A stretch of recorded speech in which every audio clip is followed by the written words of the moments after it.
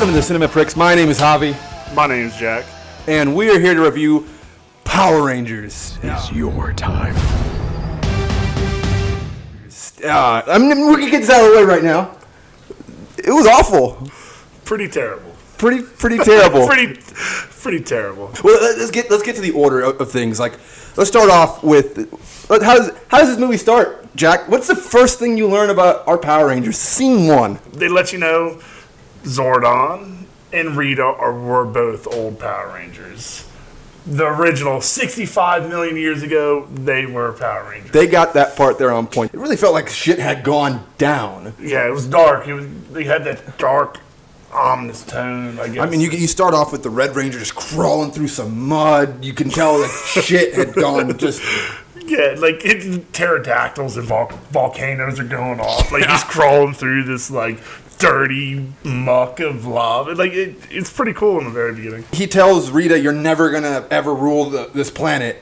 And then I don't exactly remember how she got launched into the ocean. It just like an explosion just kind of happened. Yeah, like he's burying the power coins that they all have, which I guess, and then she attempts to kill him, and then I think it kind of just like something happens and she doesn't kill him.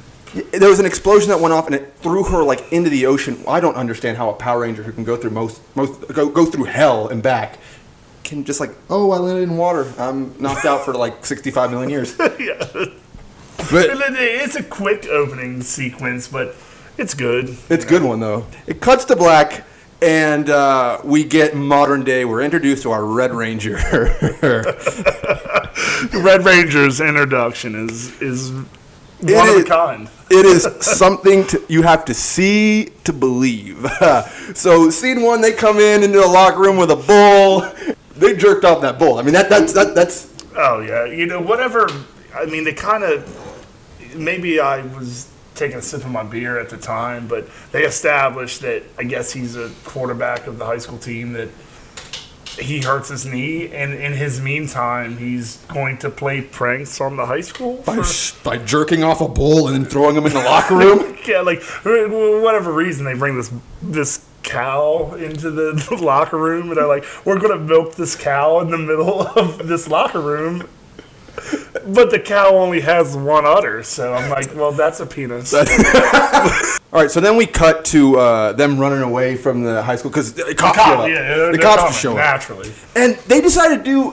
You and I both thought this was a stupid choice. They do the spin shot. I don't think it was stupid. It was just new. Like I've never seen the camera work that they try to do here, where it is one continuous like panorama of a shot while he's driving. Like they want you to see what he's seeing, the cops following him constantly all the way through the wreck. So like I was getting nauseous at very early in this movie, where I'm like, I've never felt this way before in a movie. Like, this is too much. Yeah, you need to stop spinning that thing. First off, Red Ranger, the leader, not a role model. Yeah. Even that, it's like he's just kind of.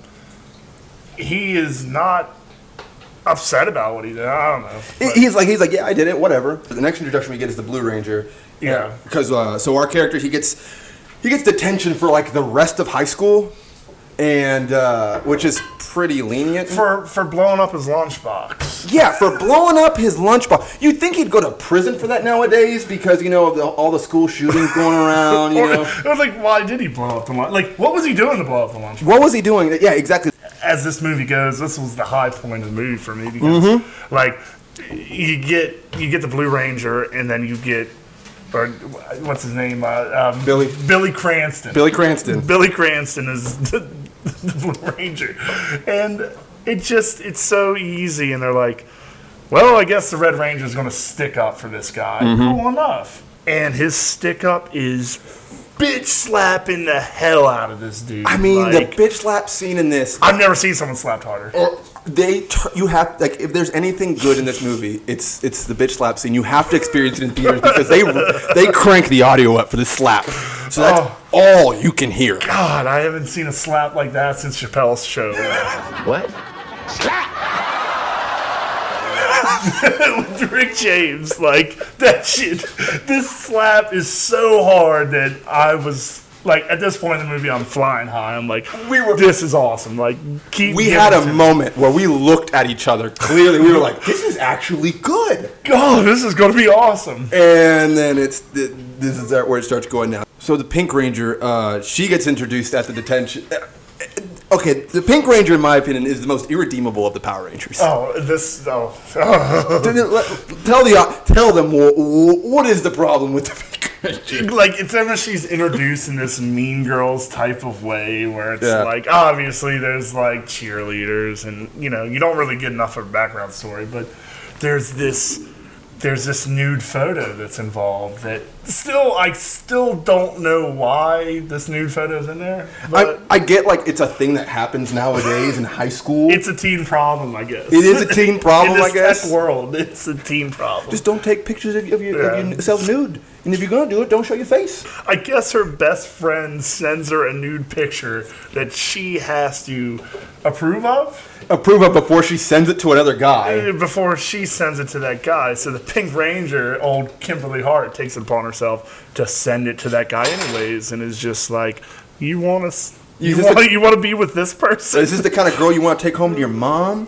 Oh, and just that alone, I'm like, oh, your story's garbage. So, and then they try to make the girls that were the victim of this the mean girls. And I'm like, I'm sorry, but like, it's not their fault. Like, you are a terrible human being. She even shows the nude picture to Jason at one point, and I'm like, stop showing the nude picture. Like, that's, if you're that worried about it, why do you keep showing it? I think it's a very exaggerated, like, oh no, like, I can't look at nude pictures. And he, the Red Ranger, the leader that he is, he's like, you should delete that. And she's like, oh no, I have to live with it. Yeah, I have to live with it. Like, I'm not going to delete it. Like, okay. The Yellow Ranger, again, behind the Blue Ranger, was probably, she wasn't developed at all. And let's just get this out of the way. She is the LGBT character of the movie. Oh, yeah. But, having said that, like, it's literally one line in the entire movie. Yeah, real fast. You know? And it's not even saying I'm a lesbian. It's just like they ask her, boyfriend problems? And then she kind of just looks down and someone's just like, girlfriend problems? And then that's just the end of it. It's like, okay. So that's it. So that, in a nutshell, is the backstory of Trini, the Yellow Ranger. It's ridiculous. Not in this day and age, I'm like, I thought we were over that. Like, are we at that point where it says American individuals can't be happy? Yeah, it's like movies are throwing this at us. Like, this is okay. And I'm like, yeah. Every other nation in the world's like, we're over it. We've been over it for years. It's like, did you guys just do Beauty and the Beast? And it's like, there's a gay character involved in there. It's like, I thought we were over this. But then we get to not my favorite character because of how good he is, just like the concept of this character, the Black Ranger. There could have been 4 Power Rangers, I guess. Like, the Black Ranger. He's just crazy. Just that's it. You know, I'm crazy. He's the crazy wild card that has a heart of gold because his mom's dying. Yeah, you know, I guess it's just not crazy. Your mom's dying, but at the same time, it's very well explained that I guess he gives her 1 square meal a day, and then it's kind of like, well, I have a feeling she's going to die at some point in the nighttime. That's when I get nervous, so I just leave to hang out with you guys. I just leave. I don't want to be next to my mom when she dies and comfort her. I want to be out with you guys. But he's crazy. They make it very clear that he's the crazy guy. Let's talk about Zordon and Alpha 5. Yeah, this is their introduction, I guess. After a little bit of character background, they get involved. I really I enjoyed the acting from Bill Hader and Bryan Cranston. Having said that, I like the character of Alpha 5. I didn't like this version of Zordon all that much. Yeah, Zordon was a dick. But, I mean, at that point, it's like the most interesting part of it. He is the most interesting part. He has the most interesting, in my opinion, besides maybe Billy, he has the most interesting backstory. It's the meat of the story, right? It is. I mean, their connection with Zordon and this weird underground spaceship. Yeah. Under an upside down weird water hole that you can go through and gravity doesn't matter. So many problems. It doesn't end. Doesn't make sense. So we get and I guess what we said, Bill Hader and Bryan Cranston do their job. They're not giving that much. They're not giving good material to work with, basically at all. But they're giving us enough to where they're the better parts of this movie. Yeah, they pretty much introduce what there's going on. Yeah, you're the Power Rangers. if de facto Rita's the bad guy, let's get into training. You don't have much. You have 11 days, I think is what they said. 11 days. 11 days, and she's going to try to take over the world. So, what do you think of Elizabeth Banks as Rita Repulsa? She's good. She's very creepy for most of the movie. You know? In the very beginning, or not in the beginning, but the first time we see her, she kind of has a zombie-esque skin going on. Well, straight out of her, like her being found, like established that 65 million years ago when the dinosaurs were roaming the earth, that she tries to take over and she's just thrown into the sea. I'm supposed to believe that a shark didn't come and eat her at some point? Or whatever, you fall to the bottom and you get buried over 65 million years, and crushed by the weight of the ocean. Jason's dad, the fisherman, the dick of this movie, Jason's dad randomly fishes her up, just like a perfect storm.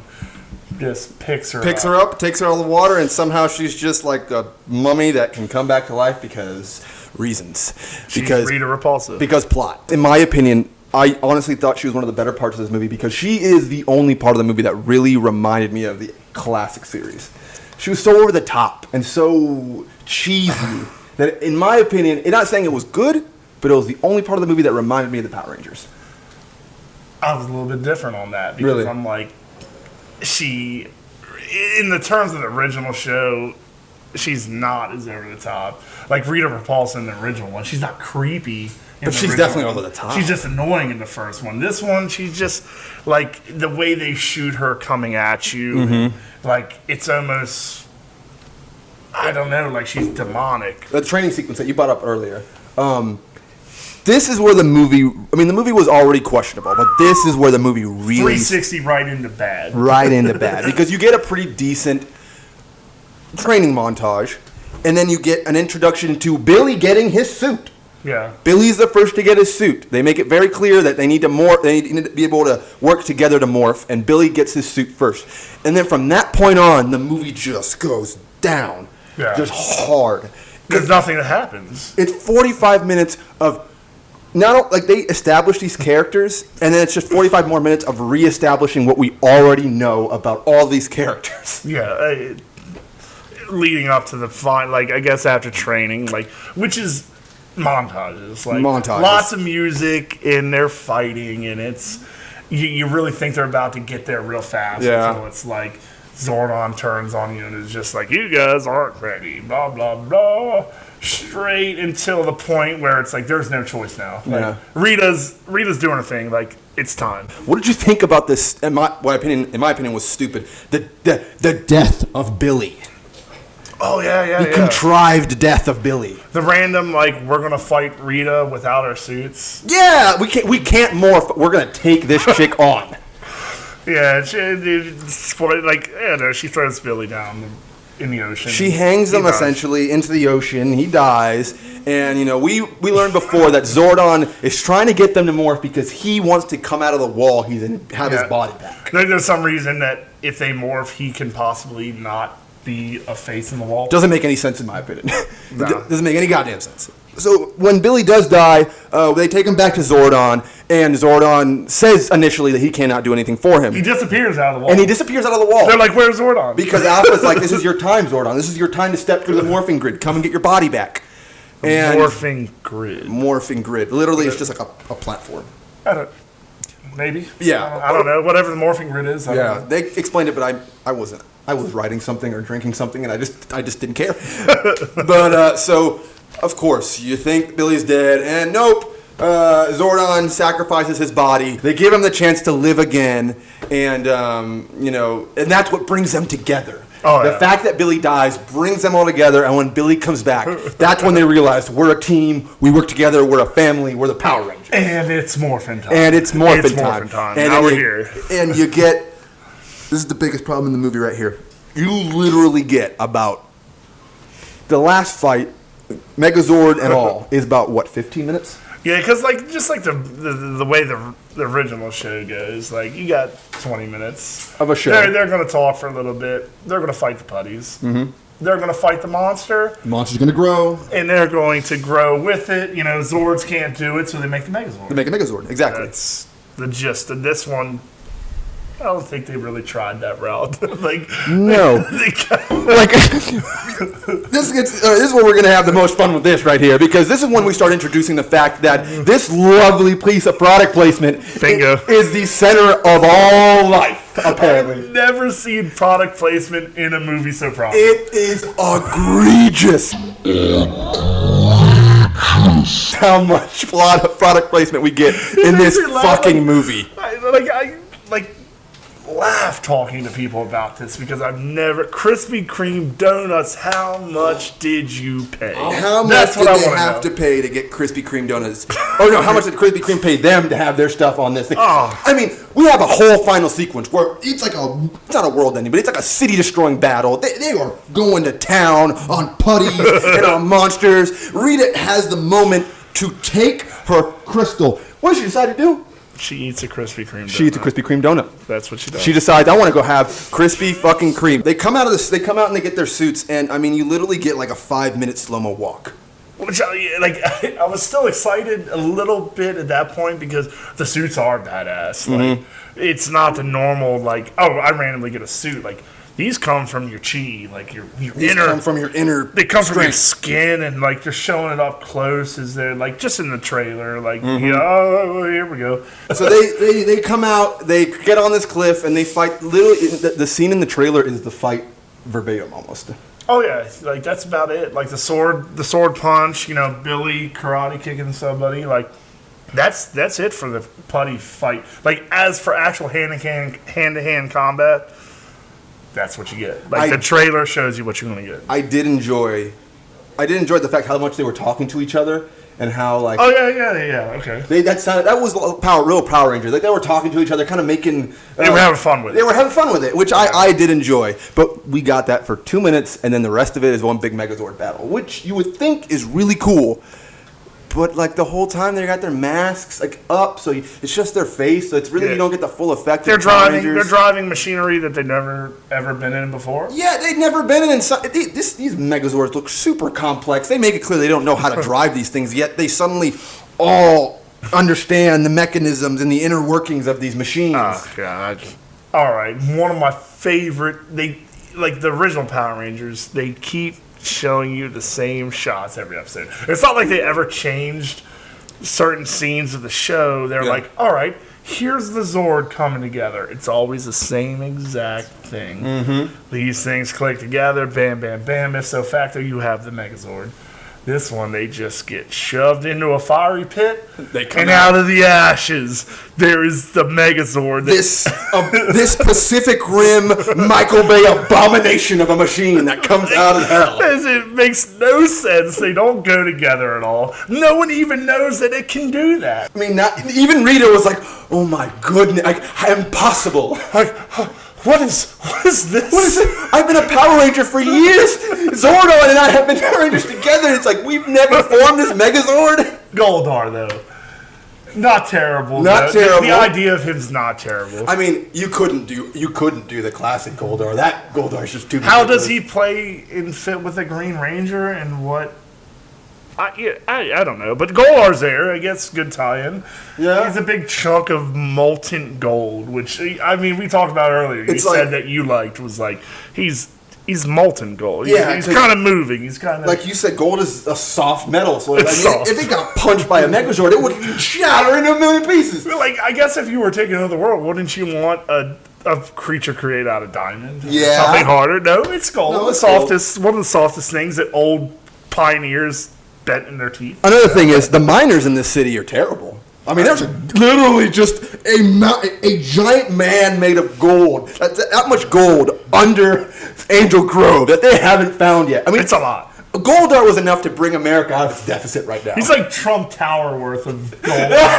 My favorite part of the climax, though, is the very end of the climax when Goldar's defeated. Rita comes out of Goldar for the point at the very end, she controls him like she would a Zord. Yeah, like he soaks her in. He pretty much is like, control me. Control me, like I can't do this, obviously. I don't know. So after he's defeated, she comes out of Goldar and decides, I'm gonna jump head first into this Megazord. And what do? just like Jason did before, fucking bitch slaps the shit out of her right into space. Right into orbit. And I was like, I looked at it in the theater, I was like, if they go take a shot and she's floating in space, I'm going to lose it. And they did. And they did. Next thing it's just her frozen in space, just...